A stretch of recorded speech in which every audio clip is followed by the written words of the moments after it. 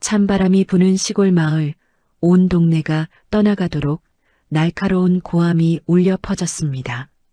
이 도둑년아, 시어머니 물건 훔치고도 모른 척하려고 당장 내놓으란 말이야. 시어머니 영숙은 며느리 지수를 향해 삿대질하며 격분했습니다.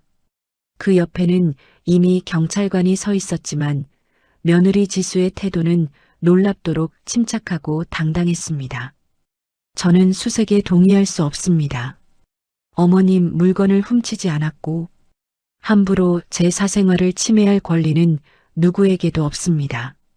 단호하게 거부하는 지수, 그리고 화에 못 이겨 쓰러질 듯한 영숙. 팽팽한 대치 속에 영숙의 손에 들린 오래된 폴더폰이 요란하게 울리기 시작했습니다. 여보세요? 단 5분간의 통화.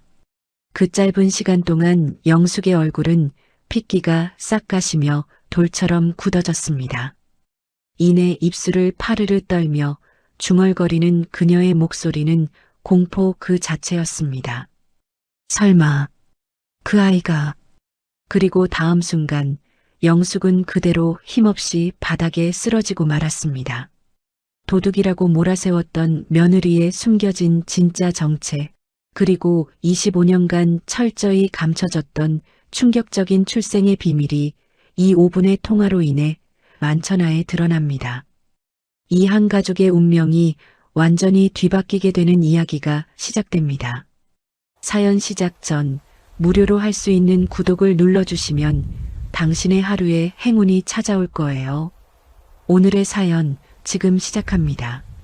영숙이 집안 대대로 내려온 금고 앞에서 떨리는 손으로 비밀번호를 눌렀습니다.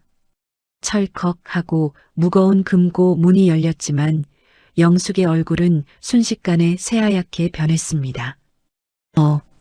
어떻게 이럴 수가... 영숙이 금고 안을 헤집으며 중얼거렸습니다. 분명히 있어야 할 순금 폐물 상자와 금괴 5개가 흔적도 없이 사라져 있었습니다. 영숙의 손이 덜덜 떨리기 시작했고 눈앞이 캄캄해졌습니다. 누가 감히... 영숙이 금고 주변을 자세히 살펴봤지만 외부 침입 흔적은 전혀 보이지 않았습니다.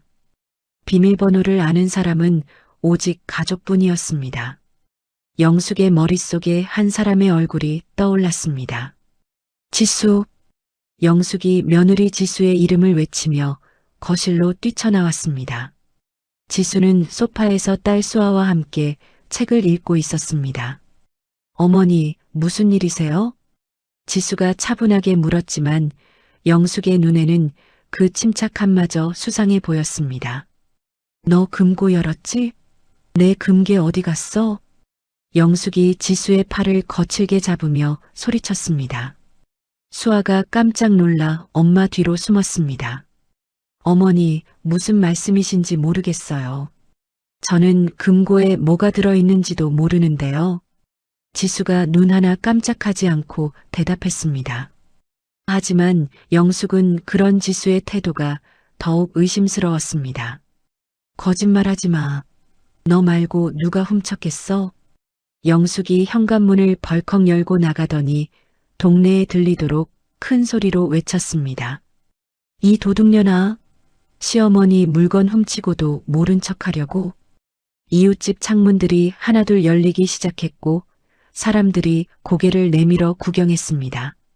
지수의 얼굴이 붉어졌지만 여전히 침착함을 잃지 않았습니다. 어머니, 안으로 들어가세요. 이웃들이 다 보잖아요. 뭘 들어가?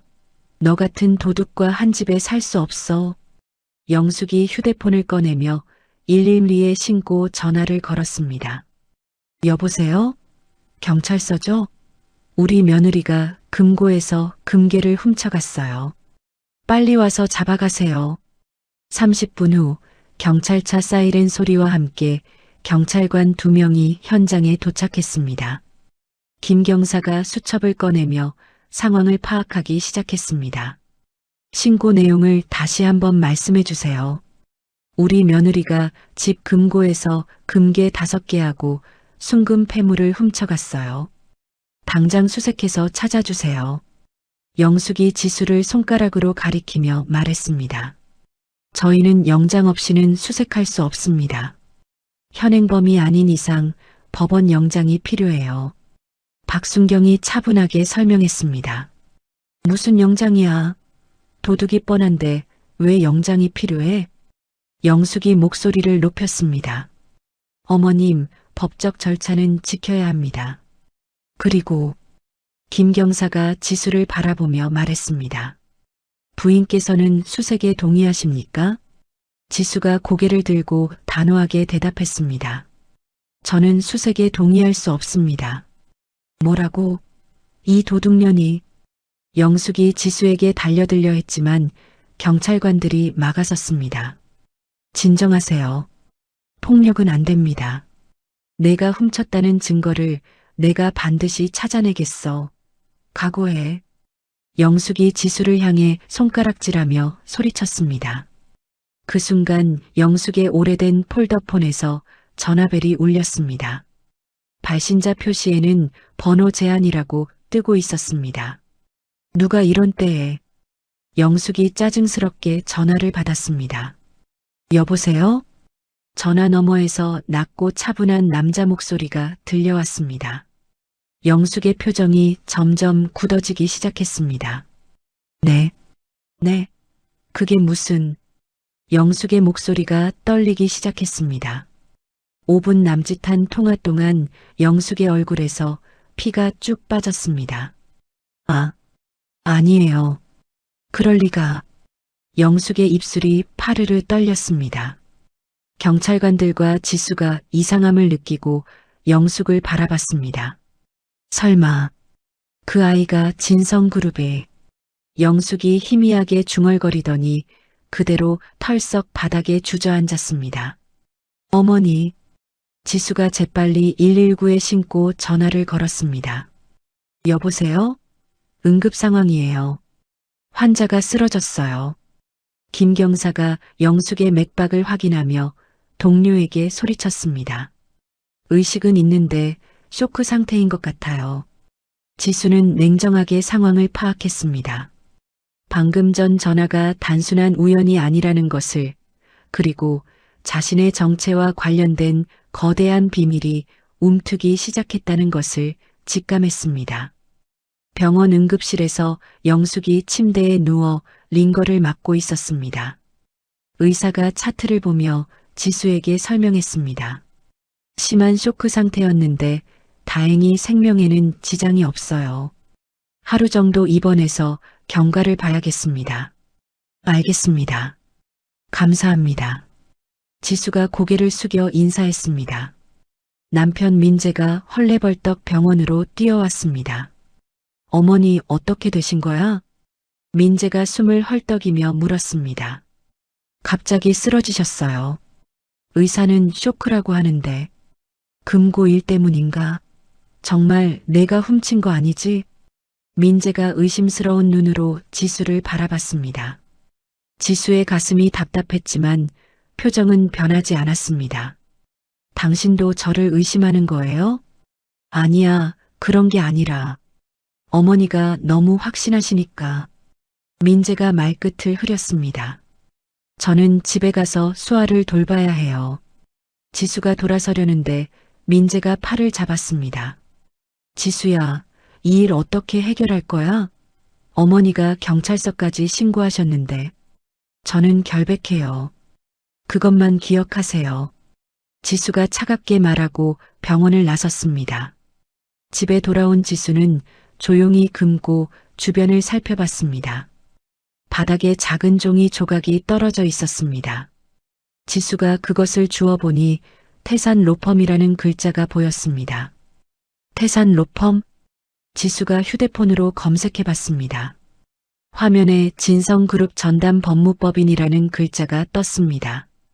지수의 심장이 빨리 뛰기 시작했습니다. 진성그룹이라니. 지수가 더 검색해보니 진성그룹이 국내 1위 대기업이라는 기사들이 쏟아져 나왔습니다. 지수는 대학 동창인 현우에게 전화를 걸었습니다. 현우야, 나야. 지수야? 무슨 일이야? 목소리가 이상한데?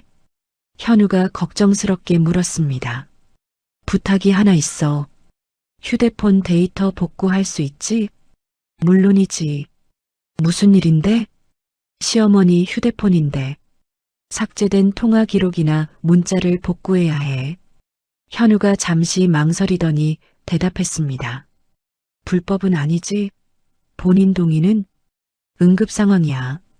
정말 중요한 일이거든. 알겠어. 내일까지 해줄게. 다음날 현우가 지수에게 USB를 건네줬습니다. 여기 다 들어있어. 그런데 지수야. 현우의 표정이 심각했습니다. 뭐가 문제야? 어제 발신자 제안으로 온 전화. 통화 내용이 좀 이상해. 지수가 USB를 받아들고 집으로 돌아왔습니다. 컴퓨터에 USB를 꽂고 파일을 열어봤습니다. 음성 파일 하나가 있었습니다. 지수가 재생 버튼을 눌렀습니다. 박영숙 씨, 진성그룹 회장의 대리인입니다. 낮고 차분한 남자 목소리였습니다. 누구세요? 왜 제게? 영숙의 떨리는 목소리가 들렸습니다. 25년 전 맡겨드린 금괴 5개 잘 보관하고 계셨죠? 그건 이지수 씨의 어릴 적 이름을 기억하시나요? 이진이였죠. 지수의 눈이 커졌습니다. 이진이는 자신의 어릴 적 이름이었습니다. 그리고 친부모님이 교통사고로 돌아가신 후 고아원에 맡겨졌다고 알고 계시겠지만 무슨 말씀이세요? 사실은 진성그룹 강도혁 회장의 외동딸이었습니다. 지수가 의자에서 일어났습니다. 손이 덜덜 떨렸습니다. 그럴 리 없어요. 제가 직접 고아원에서 25년 전 납치 사건으로 실종되었다가 고아원에서 발견되어 입양된 것입니다. 아니에요. 영숙의 목소리가 더 떨렸습니다. 금괴는 회장님이 딸을 찾기 위해 전국 고아원과 입양 가정에 맡긴 추적용 자산이었습니다. 그런 게 있을 리 없어요. 박영숙 씨, 당신 집안이 그동안 어떻게 살아왔는지 다 알고 있습니다. 남자의 목소리가 차가워졌습니다. 불법 부동산 투기, 탈세, 그리고 금고에 보관 중인 비자금까지. 제발 모른 척 해주세요. 영숙이 울먹이며 애원했습니다. 이지수 씨에게 도둑 누명을 씌운 것부터 철회하십시오. 네, 알겠습니다. 곧 저희 변호사가 연락드릴 겁니다. 통화가 끊어졌습니다. 지수는 한동안 멍하니 앉아 있었습니다. 자신이 진성그룹 회장의 딸이라니 25년 동안 모르고 살아온 진실이었습니다. 지수가 떨리는 손으로 휴대폰을 들었습니다. 녹취 파일에 나온 번호로 전화를 걸었습니다. 여보세요? 저는 이지수라고 합니다. 드디어 연락을 주셨군요. 오랜 시간 기다렸습니다. 남자의 목소리가 따뜻해졌습니다. 제가 정말 강도혁 회장의 딸인가요? 네, 맞습니다. 이제 집으로 돌아오실 시간입니다. 다음 날 아침 8시 병원 복도에 구두 소리가 또렷하게 울려 퍼졌습니다. 민재가 어머니 병실 앞에서 졸고 있다가 문이 열리는 소리에 깜짝 놀라 일어났습니다. 최고급 정장을 입은 40대 남자가 서류 가방을 들고 들어왔습니다. 실례합니다. 차승원 변호사라고 합니다. 차승원이 명함을 내밀며 자기소개했습니다. 변호사요? 무슨 일로? 민재가 당황하며 명함을 받아봤습니다. 태산 로펌 대표 변호사 차승원이라고 적혀 있었습니다. 진성그룹 회장의 법적 대리인으로 왔습니다. 차승원의 목소리가 차가웠습니다. 진성그룹이라니요? 저희와 무슨 상관이? 부인이자 따님에 관한 일입니다. 잠시 자리를 비켜주시겠습니까? 차승원이 병실 밖을 가리켰습니다. 민재는 어리둥절했지만 차승원의 기세에 눌려 복도로 나갔습니다. 10분 후 지수가 병실에 도착했습니다. 차승원 변호사님이시죠? 네, 맞습니다. 이지수 씨, 아니, 이진희 양. 차승원이 정중하게 고개를 숙였습니다. 침대에 누워있던 영숙이 지수를 보자 얼굴이 하얗게 질렸습니다. 어서 앉으세요. 말씀드릴 것이 많습니다. 차승원이 의자를 권했습니다. 지수가 조심스럽게 앉았습니다. 차승원이 서류 가방에서 두꺼운 파일을 꺼냈습니다. 먼저 이것부터 보시죠. 차승원이 DNA 검사 결과지를 내밀었습니다. 25년 전 실종된 강도혁 회장의 딸 이진희 양과 99.99% 일치한다는 결과입니다. 지수의 손이 살짝 떨렸습니다. 정말 제가 강도혁 회장의 딸인 건가요? 네, 의심할 여지 없습니다. 차승원이 다른 서류들을 펼쳐 보였습니다. 출생증명서, 실종 당시 경찰 조서, 고아원 입소 기록까지 모두 있습니다. 지수가 서류들을 하나씩 살펴봤습니다. 어릴 적 기억이 어렴풋이 떠올랐습니다. 그럼 금고에 있던 금괴는 회장님이 딸을 찾기 위해 전국 입양 가정에 맡긴 추적용 자산이었습니다. 차승원이 냉정하게 설명했습니다. 박영숙 씨 댁에 25년 전부터 보관되어 있었죠. 침대에서 영숙이 신음소리를 냈습니다. 아니에요. 그럴 리가. 박영숙 씨, 정신 차리시죠. 차승원이 영숙을 바라보며 말했습니다. 25년 동안 금괴 보관료 명목으로 받은 돈이 얼마인지 아시죠? 영숙의 얼굴이 더욱 창백해졌습니다. 그건 모르는 일이에요. 월 500만 원씩 25년간 총 15억 원을 받으셨습니다. 차승원이 통장 사본을 꺼내 보였습니다. 그리고 그 돈으로 부동산 투기와 탈세를 일삼으셨죠. 지수가 충격에 빠져 말문이 막혔습니다. 문 밖에서 이 대화를 엿듣던 민재가 벽에 기대어 주저앉았습니다. 아내가 재벌 총수의 딸이라고? 민재의 목소리가 떨렸습니다. 차승원이 지수에게 다른 서류를 건넸습니다. 이제 선택하실 시간입니다. 무슨 선택이요? 첫째, 시댁의 모든 불법 행위를 고발하고 법적 책임을 묻는 것. 차승원의 목소리가 더욱 차가워졌습니다. 둘째, 이혼과 함께 진성그룹 상속녀로 공식 복귀하는 것. 지수가 잠시 생각에 잠겼습니다. 25년간 자신을 속이고 이용한 시댁에 대한 분노가 치밀어 올랐습니다. 저는 두 가지 모두 선택하겠습니다. 지수의 목소리가 단호해졌습니다.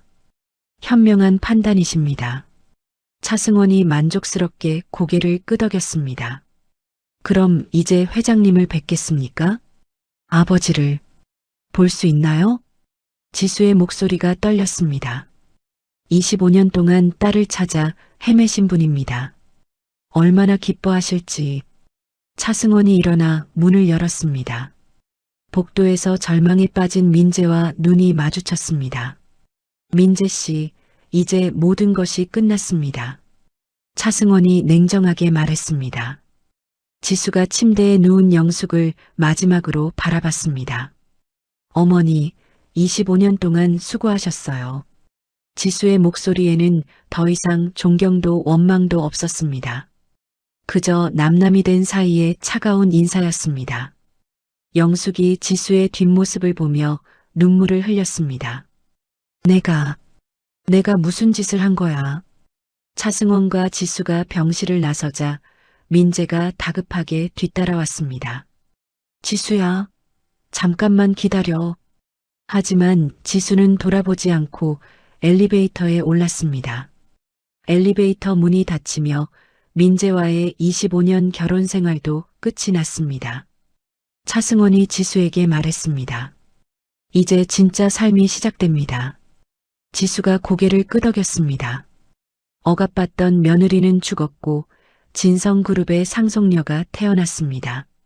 다음 날 오후 지수는 차승원과 함께 서울 강남의 고급 카페에 앉아 있었습니다. 맞은편에는 60대 중반의 우아한 여성이 앉아 있었습니다. 지수야, 정말 오랜만이구나. 김 여사가 지수의 손을 따뜻하게 잡았습니다. 김 여사님이신가요? 처음 뵙는 것 같은데. 지수가 조심스럽게 물었습니다. 내 엄마 윤미경과 대학 동창이었어. 너를 낳을 때도 옆에 있었지. 김 여사의 눈에 눈물이 맺혔습니다. 정말요? 제 엄마를 아셨다고요? 내 엄마는 정말 착하고 똑똑한 사람이었어. 너를 얼마나 사랑했는지. 김 여사가 가방에서 오래된 사진을 꺼냈습니다. 지수가 사진을 보자 가슴이 뭉클해졌습니다. 어린 자신을 안고 있는 예쁜 여자의 모습이 보였습니다. 이게 저희 엄마인가요? 그래. 너를 잃었을 때 얼마나 슬퍼했는지. 결국 몸까지 상해서. 김 여사가 고개를 떨궜습니다. 아버지도 25년 동안 너를 찾아 헤맸단다. 차승원이 대화에 끼어들었습니다. 지수 씨, 지금까지 힘드셨죠? 김 여사가 지수의 손을 더 꽉 잡았습니다. 시어머니한테 도둑이라는 소리까지 들으며 이제 다 끝났어요. 저는 괜찮습니다. 지수가 강하게 웃어 보였습니다. 괜찮을 리 없지. 25년 동안 고생한 게 어디 가겠니? 김 여사가 눈물을 닦으며 말했습니다. 하지만 이제는 달라질 거야. 김 여사님이 도와주실 거거든. 차승원이 서류를 꺼내며 설명했습니다. 무고죄 역고소와 이혼 소송 비용 전액을 지원해 드립니다. 그럴 필요 없어요. 제가 할 수 있습니다. 아니야, 받아. 내 엄마가 살아있다면 꼭 그랬을 거야. 김 여사가 단호하게 말했습니다. 지수가 깊은 숨을 쉬었습니다. 감사합니다. 정말 감사해요. 고마워할 것 없어. 이제 내가 받을 도움은 시작에 불과하거든. 차승원이 다른 서류를 보여줬습니다. 진성그룹 지분 51%가 지수 씨 명의로 넘어갑니다. 지수의 눈이 커졌습니다. 51%요? 그럼 제가... 네, 이제 진성그룹의 실질적인 소유주입니다. 김 여사가 자랑스럽게 웃었습니다. 우리 지수가 이제 재벌이 된 거야. 지수는 아직도 믿기지 않았습니다. 어제까지만 해도 도둑 누명을 쓴 며느리였는데. 그런데 남편분과는 어떻게 하실 건가요? 차승원이 물었습니다. 이혼할 거예요. 더 이상 참을 수 없어요. 지수의 목소리가 단단해졌습니다. 현명한 판단이야. 25년 동안 내 정체도 모르고. 김 여사가 고개를 저었습니다.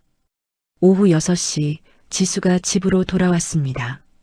민재가 거실에서 초조하게 기다리고 있었습니다. 지수야, 어디 갔다 온 거야? 하루 종일 연락도 안 되고. 민재의 목소리가 불안했습니다. 앉으세요. 할 말이 있어요. 지수가 소파에 앉았습니다. 무슨 말인데? 혹시 어제 병원에서 들은 얘기 때문에. 네, 맞아요. 저는 진성그룹 강도혁 회장의 딸입니다. 지수가 담담하게 말했습니다. 민재의 얼굴이 하얗게 변했습니다. 그럼 정말로. 그리고 당신과 이혼하겠어요.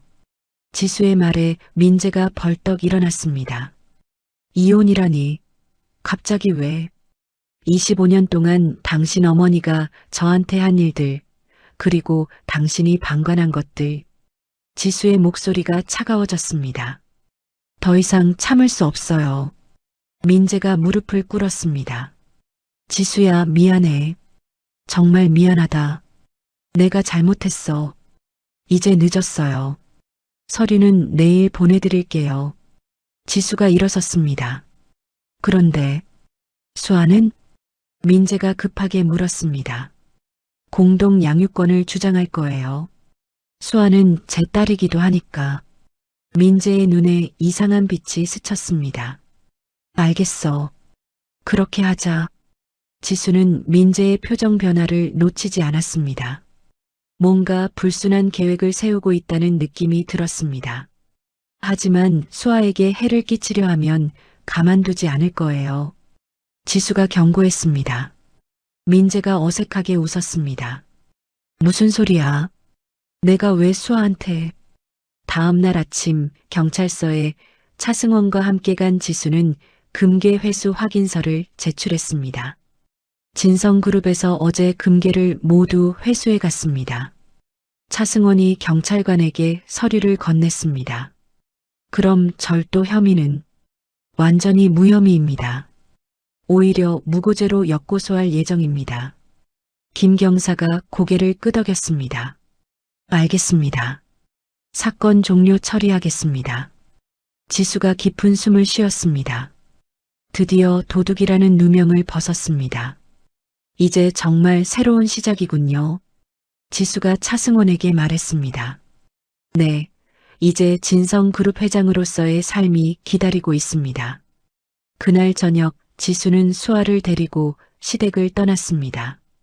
진성그룹에서 준비한 강남의 펜트하우스로 이사했습니다. 엄마, 여기가 우리 새 집이야? 수아가 신기해하며 물었습니다. 그래. 이제 우리 둘만의 집이야. 지수가 수아를 꼭 안았습니다. 억압받던 며느리의 삶은 완전히 끝났고 상속녀로서의 새로운 인생이 시작되었습니다. 3일 후 진성그룹 본사 38층 임시 이사회실에 기자들이 몰려들었습니다. 지수가 샤넬 정장을 입고 당당하게 입장하자 플래시가 터져 나왔습니다. 차승원과 김 여사가 양옆에서 지수를 호위했습니다. 안녕하세요. 진성그룹 이사회 의장 이지수입니다. 지수가 마이크 앞에서 차분하게 인사했습니다. 기자들이 웅성거렸습니다. 25년 전 실종되었던 강도혁 회장의 외동딸로서 오늘 공식 복귀를 선언합니다. 지수의 목소리가 회의실에 울려 퍼졌습니다. 한 기자가 손을 들었습니다. 그동안 어디에 계셨나요? 일반 가정에 입양되어 평범하게 살았습니다. 하지만 며칠 전 충격적인 사실을 알게 되었습니다. 지수가 리모컨을 누르자 대형 스크린에 문서들이 나타났습니다. 제가 시댁에서 금고 절도범으로 누명을 쓴 사건의 진실을 공개하겠습니다. 스크린에 금괴 보관 계약서가 떴습니다. 이 금괴들은 25년 전부터 제 친부가 저를 찾기 위해 입양 가정에 맡긴 추적용 자산이었습니다. 기자들이 놀라며 카메라를 클릭했습니다. 하지만 시어머니 박영숙 씨는 이 사실을 알고도 저에게 도둑 누명을 씌웠습니다. 지수가 다음 화면으로 넘겼습니다. 더욱 충격적인 것은 시댁이 25년간 금괴 보관료 명목으로 받은 15억 원으로 불법 부동산 투기와 탈세를 자행했다는 사실입니다. 스크린에 통장 내역과 부동산 거래 명세서가 나타났습니다. 한 기자가 질문했습니다. 법적 조치는 어떻게 하실 건가요? 무고죄와 탈세 혐의로 고발 조치했습니다. 법의 심판을 받게 될 것입니다. 지수의 목소리가 단호했습니다. 같은 시각 시골 마을 단칸방에서 영숙이 TV를 보고 있었습니다. 뉴스에서 지수의 기자회견이 생중계되고 있었습니다. 아니야. 이럴 리가 없어. 영숙이 TV 앞에서 무릎을 꿇었습니다. 화려한 정장을 입고 당당하게 말하는 지수의 모습이 믿기지 않았습니다. 내가 진성그룹 상속녀를 도둑이라고. 영숙의 목소리가 떨렸습니다. 뉴스에서 앵커가 말했습니다. 박영숙 씨 일가의 재산은 모두 동결되었으며 현재 수사기관의 조사가 진행 중입니다. 영숙이 바닥에 주저앉아 울기 시작했습니다. 내 탐욕이, 내 욕심이 모든 걸 망쳤어. 한편 민재는 고시원 방에서 같은 뉴스를 보고 있었습니다. 진성그룹 상속녀라니. 나는 뭐가 되는 거야? 민재의 얼굴이 일그러졌습니다. 휴대폰이 울렸습니다. 화면에 차승원 변호사라는 이름이 떴습니다. 여보세요? 민재 씨, 이혼 서류 준비되었습니다. 내일 법원에서 뵙겠습니다. 잠깐요. 재산 분할은 어떻게 되는 건가요? 민재가 급하게 물었습니다. 혼인 전 재산이므로 해당 사항 없습니다. 그럼 양육비는요? 월 100만 원으로 책정되었습니다. 민재의 얼굴이 붉어졌습니다. 겨우 100만 원이요? 지수가 재벌인데? 아이 양육에 필요한 최소 비용입니다. 차승원의 목소리가 차가웠습니다. 공동 양육권은 인정되나요? 법원에서 결정할 사안입니다. 민재가 이를 악물었습니다. 알겠습니다. 법원에서 봅시다. 통화를 끊은 민재가 어머니에게 전화를 걸었습니다. 어머니, 법원에서 공동 양육권 주장해야겠어요. 뭐라고? 지금 상황에서 무슨? 영숙의 목소리가 힘없었습니다. 지수가 재벌이잖아요. 수아를 통해서라도 뭔가 얻어야죠. 민재야, 그러면 안 돼. 우리가 지수한테 얼마나 미안한데. 어머니는 모르세요. 앞으로 우리가 어떻게 살아야 할지. 민재가 전화를 끊었습니다. 그날 저녁 지수는 강도혁 회장과 처음으로 만났습니다. 강남의 고급 한정식집 별실에서였습니다. 아빠, 지수가 조심스럽게 말했습니다. 강도혁 회장의 눈에 눈물이 맺혔습니다. 진이야. 아니, 지수야. 강 회장이 떨리는 손으로 지수의 손을 잡았습니다. 25년 동안 얼마나 찾았는지 아니? 하루도 포기한 적이 없었어. 저도 가끔 꿈을 꾸곤 했어요. 누군가 저를 찾고 있다는. 지수의 목소리가 떨렸습니다. 많이 힘들었지? 그 집에서. 괜찮았어요. 이제 다 끝났잖아요. 강 회장이 지수를 꼭 껴안았습니다. 이제 아빠가 모든 걸 해결해 줄게. 앞으로는 아무도 내게 상처 주지 못하게 할 거야. 고마워요, 아빠. 지수가 25년 만에 아버지의 품에서 울었습니다. 하지만 오랜 세월의 단절이 하루아침에 메워지지는 않을 것이라는 걸 둘 다 알고 있었습니다. 그래도 이제 시작이었습니다. 지수는 마침내 자신이 누구인지 알게 되었고 더 이상 숨어 살지 않아도 되었습니다. 도둑이라는 누명도 벗었고 억압하던 시댁과도 완전히 결별했습니다. 이제 진성그룹의 상속녀로서 새로운 삶을 살 수 있게 되었습니다. 사건 발생 6개월 후 지수는 진성그룹 회장실에서 임원들과 회의를 하고 있었습니다. 3분기 실적이 전년 대비 15% 상승했습니다. 재무이사가 보고서를 읽어줬습니다.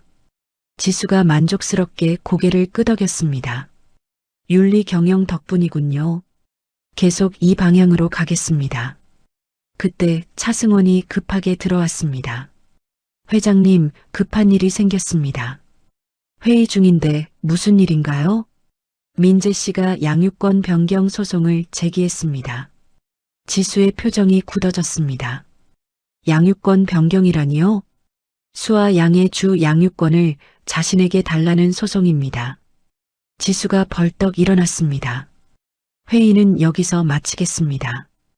임원들이 모두 자리를 떴습니다. 무슨 근거로 그런 소송을 냈죠? 지수가 차승원에게 물었습니다. 회장 업무로 인한 육아 소홀을 주장했습니다. 차승원이 서류를 보여줬습니다. 그리고 이런 사진들을 증거로 제출했네요. 사진에는 지수가 늦은 시간에 회사에서 나오는 모습들이 담겨 있었습니다. 이걸 언제 찍은 거죠? 최근 몇 주 동안 사설 탐정을 고용해서 찍은 것 같습니다. 지수의 주먹이 꽉 쥐어졌습니다. 정말 비열하네요. 같은 시각 민재는 영숙과 함께 변호사 사무실에 앉아 있었습니다. 이번 소송은 꼭 이겨야 해요. 민재가 간절하게 말했습니다. 하지만 아들아, 이렇게 하는 게 맞니? 영숙이 걱정스럽게 물었습니다. 어머니, 우리가 지금 어떤 상황인지 아세요? 민재의 목소리가 높아졌습니다. 모든 재산이 동결되고 벌금까지 내야 하는 상황이에요. 그래도 수아는 우리 손녀인데. 그래서 더 수아를 지켜야죠. 재벌집 며느리로 키울 수는 없어요. 민재가 변호사에게 물었습니다. 승산은 어느 정도죠? 아이 복리를 내세우면 가능성은 있습니다. 변호사가 대답했습니다. 다만 상대방이 워낙 좋은 변호사를 쓸 테니 돈은 걱정하지 마세요. 어떻게든 마련하겠습니다. 민재가 단호하게 말했습니다. 일주일 후 수아가 아빠를 만나러 카페에 왔습니다. 수아야, 아빠 보고 싶었지? 민재가 수아를 끌어안았습니다. 응, 아빠. 그런데 왜 엄마랑 같이 안 살아? 수아가 순진하게 물었습니다. 민재의 표정이 어두워졌습니다. 아빠가 엄마를 많이 미안하게 했거든. 그래서 따로 사는 거야. 그럼 언제 다시 같이 살 수 있어? 수아가 아빠와 더 많이 있고 싶으면 가능할지도 모르지. 민재가 수아의 손을 잡았습니다. 그때 민재의 지인이 몰래 사진을 찍고 있었습니다. 수아가 아빠와 즐겁게 대화하는 모습들이었습니다. 수아야, 엄마가 요즘 많이 바쁘지? 늦게 들어오고? 응. 가끔 할머니가 와서 같이 있어줘. 할머니? 어떤 할머니? 김할머니. 엄마 친구래. 민재가 속으로 이를 갈았습니다. 지수가 아이까지 남에게 맡기는구나. 2주 후 법원에서 첫 번째 조정이 열렸습니다. 지수와 민재가 조정위원 앞에 마주 앉았습니다.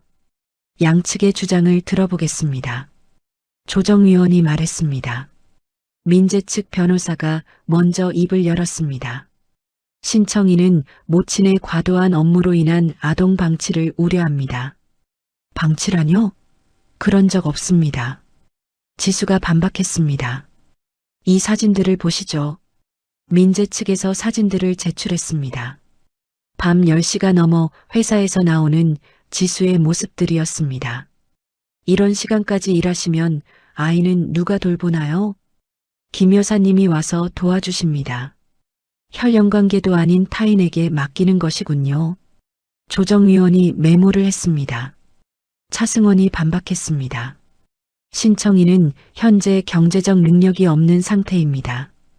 일시적인 어려움일 뿐입니다. 민재가 항변했습니다. 조정은 결론 없이 끝났습니다. 다음 주에 아동 면담을 실시하겠습니다. 조정위원이 발표했습니다. 법원을 나오며 지수가 민재에게 다가갔습니다. 정말 이렇게 할 거예요? 지수야, 나도 수아 아빠야. 민재가 뻔뻔하게 대답했습니다. 수아가 진짜 행복한 게 뭔지 생각해봐요. 그래서 내가 키우겠다는 거잖아. 지수가 돌아서려는데 민재가 마지막으로 말했습니다. 아, 그리고 지수야. 수아가 요즘 아빠가 그립다고 하더라. 지수의 걸음이 멈췄습니다. 무슨 뜻이에요? 직접 수아한테 물어봐. 누구와 더 살고 싶은지. 민재가 비웃으며 사라졌습니다.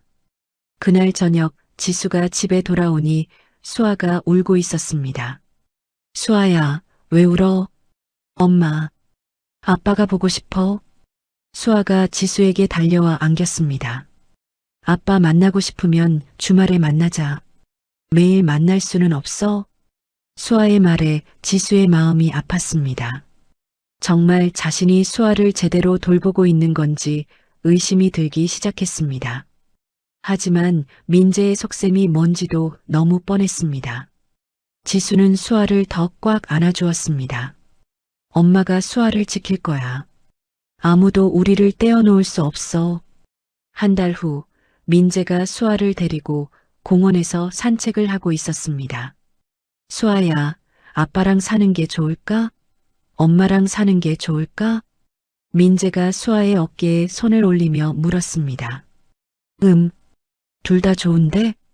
수아가 천진하게 대답했습니다. 그런데 엄마는 요즘 너무 바쁘잖아.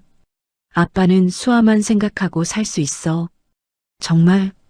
그럼 매일 놀이공원도 가고 맛있는 것도 먹고.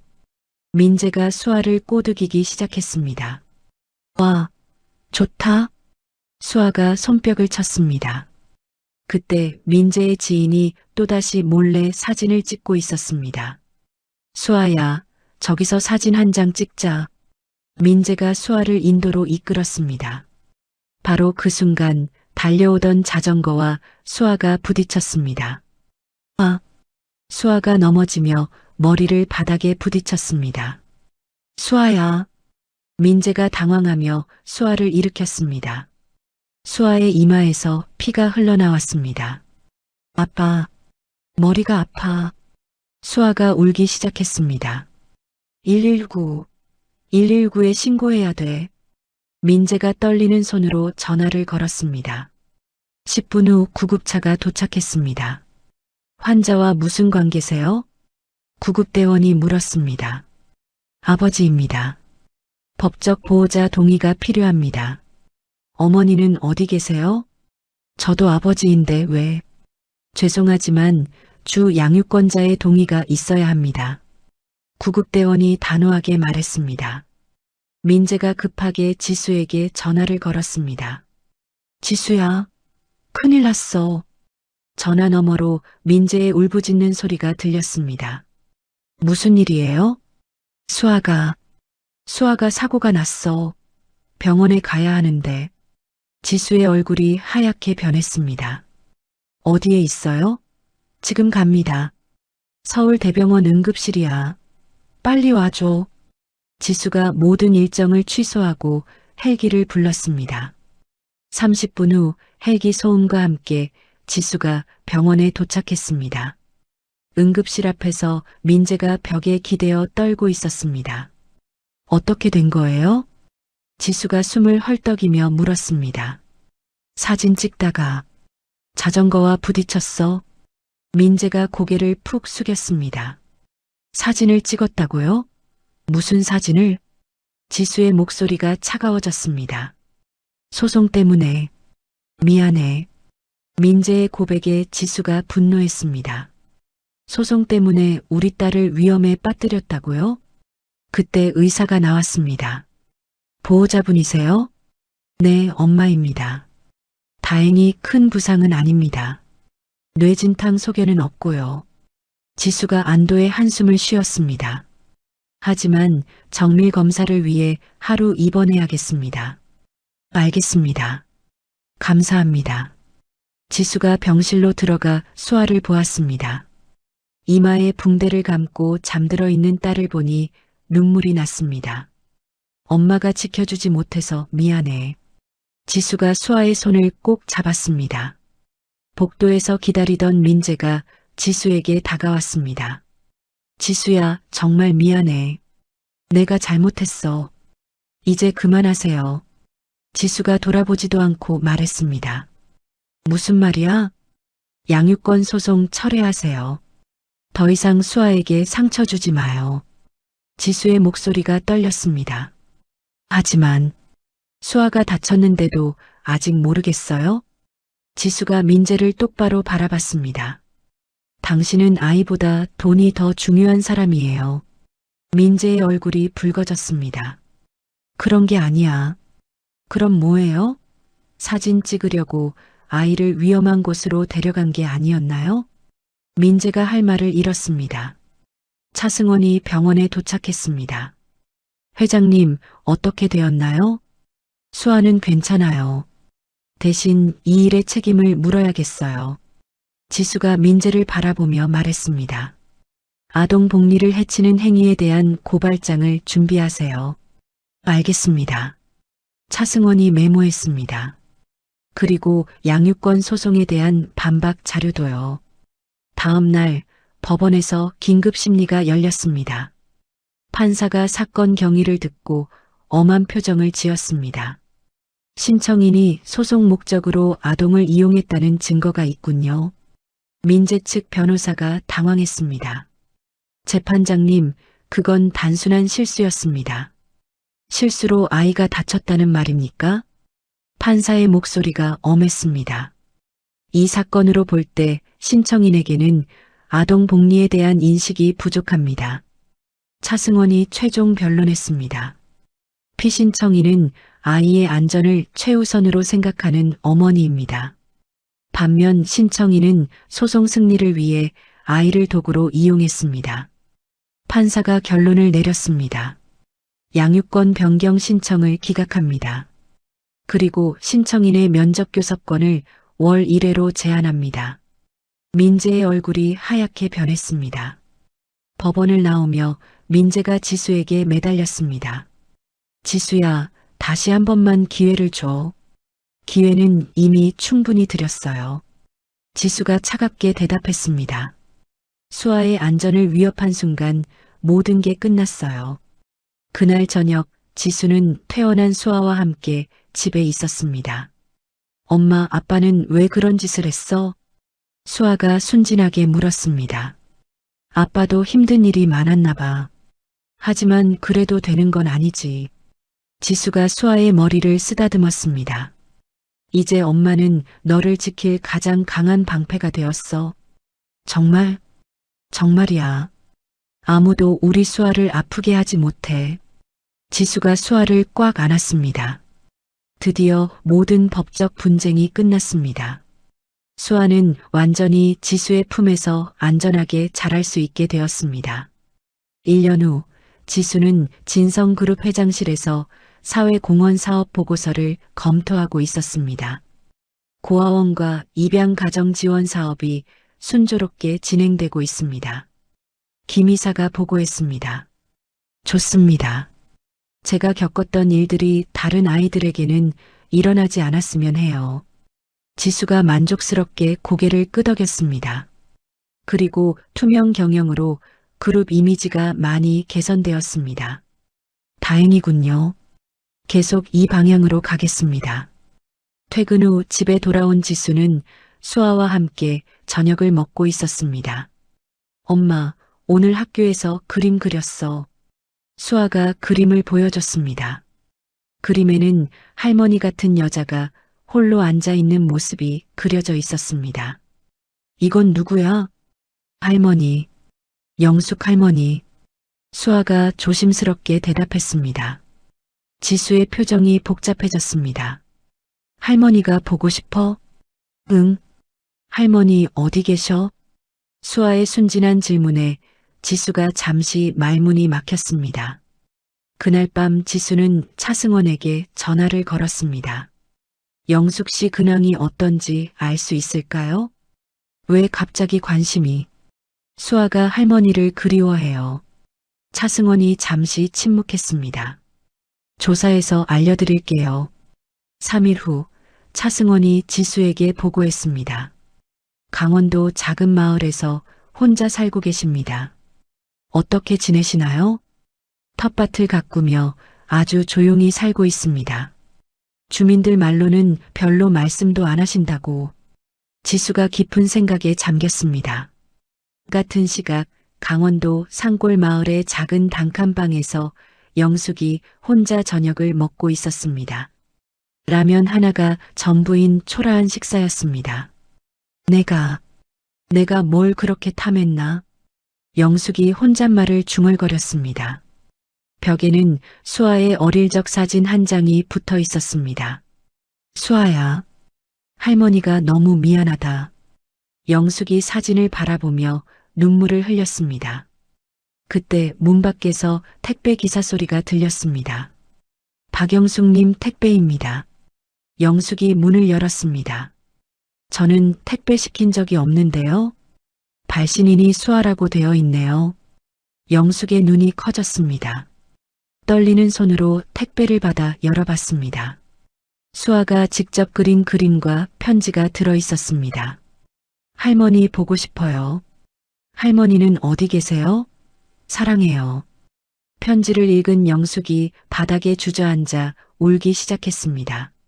수아야, 할머니가 정말 미안해. 다음 날 아침 지수가 수아에게 물었습니다. 수아야, 할머니한테 편지 보냈구나? 응. 할머니 주소 어떻게 알아냈는지 궁금하지? 수아가 자랑스럽게 말했습니다. 어떻게? 김할머니한테 물어봤어. 지수가 씁쓸하게 웃었습니다. 김 여사가 몰래 도와준 것 같았습니다. 할머니를 만나보고 싶어? 정말? 만날 수 있어? 수아의 눈이 반짝였습니다. 지수가 한참 고민했습니다. 1년 전까지만 해도 자신을 도둑이라고 몰았던 사람이었지만 그래도 수아에게는 할머니였습니다. 그럼 주말에 할머니를 만나러 가볼까? 와, 정말? 수아가 좋아서 뛰어다녔습니다. 토요일 오전 지수와 수아는 차를 타고 강원도로 향했습니다. 3시간을 달려 작은 마을에 도착했습니다. 엄마, 여기가 할머니 집이야? 수아가 낡은 단칸방을 보며 놀랐습니다. 지수도 영숙의 처지가 이렇게 힘들 줄은 몰랐습니다. 문을 두드렸습니다. 누구세요? 영숙의 목소리가 들렸습니다. 할머니, 수아야. 수아가 큰 소리로 외쳤습니다. 문이 벌컥 열렸습니다. 영숙이 수아를 보자 눈물을 터뜨렸습니다. 수아야, 우리 수아. 영숙이 무릎을 꿇고 수아를 안았습니다. 지수를 보자 영숙이 더 깊이 고개를 숙였습니다. 지수야, 미안해. 정말 미안해. 어머니. 지수도 마음이 복잡했습니다. 내가 너한테 한 짓을 어떻게 용서받을 수 있을까? 영숙이 떨리는 목소리로 말했습니다. 일단 안으로 들어가요. 지수가 수아의 손을 잡고 들어갔습니다. 방 안은 정말 초라했습니다. 하지만 깔끔하게 정돈되어 있었고 벽에는 수아 사진만 붙어 있었습니다. 할머니, 여기서 혼자 살아? 그래. 할머니가 잘못해서 이렇게 살게 된 거야. 영숙이 수아의 머리를 쓰다듬었습니다. 지수야, 정말 미안하다. 내가 너를 도둑이라고. 영숙의 말에 지수가 깊은 숨을 쉬었습니다. 이제 다 지난 일이에요. 아니야. 절대 지난 일이 아니야. 내가 내 인생을 망쳤어. 영숙이 계속 사죄했습니다. 어머니, 그만하세요. 수아가 보고 있잖아요. 수아가 할머니 손을 잡았습니다. 할머니, 울지 마. 수아가 할머니 사랑해. 영숙이 수아를 꼭 안았습니다. 할머니도 수아 정말 사랑해. 점심시간에 지수가 마을 식당에서 음식을 사왔습니다. 3사람이 함께 밥을 먹었습니다. 지수야, 너 정말 대단하구나. 회장까지 되고 운이 좋았을 뿐이에요. 아니야. 내가 원래 그런 사람이었어. 내가 너무 무지했지. 영숙이 후회에 잠겼습니다. 오후에 수아와 영숙이 마을을 산책하는 동안 지수는 생각에 잠겼습니다. 영숙이 정말 많이 변한 것 같았습니다. 탐욕스럽던 모습은 온데간데없고 진심으로 후회하는 모습이었습니다. 해질 무렵 돌아갈 시간이 되었습니다. 할머니, 또 올게. 수아가 영숙에게 인사했습니다. 그래. 할머니가 잘못했지만 또 보러 와줘. 영숙이 눈물을 참으며 말했습니다. 지수가 영숙에게 봉투를 건넸습니다. 이건 뭐야? 생활비예요. 너무 무리하지 마세요. 아니야, 이건 받을 수 없어. 내가 너한테 한 짓을 생각하면 수아 할머니니까 드리는 거예요. 지수가 단호하게 말했습니다. 영숙이 감격해서 또 눈물을 흘렸습니다. 차를 타고 돌아가는 길에 수아가 말했습니다. 엄마, 할머니가 많이 슬퍼 보여. 그래. 응. 할머니가 잘못한 걸 후회하고 있는 것 같아. 수아의 순수한 말에 지수의 마음도 움직였습니다. 그날 밤 지수는 오랜 고민 끝에 결정했습니다. 영숙에게도 마지막 기회를 주기로 했습니다. 완전한 화해는 아니더라도 수아의 할머니로서는 인정해 주기로 했습니다. 25년의 원한이 하루아침에 사라질 수는 없었지만 용서는 시작될 수 있었습니다. 25년간 숨겨진 진실이 드러나며 시작된 이 이야기는 탐욕과 오해, 그리고 복수를 거쳐 마침내 용서와 화해에 이르렀습니다. 도둑 누명을 쓴 며느리에서 재벌 상속녀로 신분이 뒤바뀐 지수의 극적인 반전, 모든 것을 잃고 나서야 진정한 후회를 깨닫게 된 영숙의 참회, 그리고 순수한 사랑으로 가족을 다시 연결해준 수아의 마음이 만들어낸 감동적인 결말이었습니다. 때로는 인생에서 가장 큰 상처가 가장 큰 성장의 기회가 되기도 합니다. 지수는 억압받던 과거를 딛고 당당한 리더로 거듭났고, 영숙은 탐욕을 버리고 진정한 할머니가 되었습니다. 완전한 화해는 아니더라도 용서는 새로운 시작을 의미합니다. 이야기를 끝까지 들어주신 분들 진심으로 감사드리고 잘 들었다고 댓글 하나만 남겨주세요. 진심을 담아 응원하겠습니다. 감사합니다.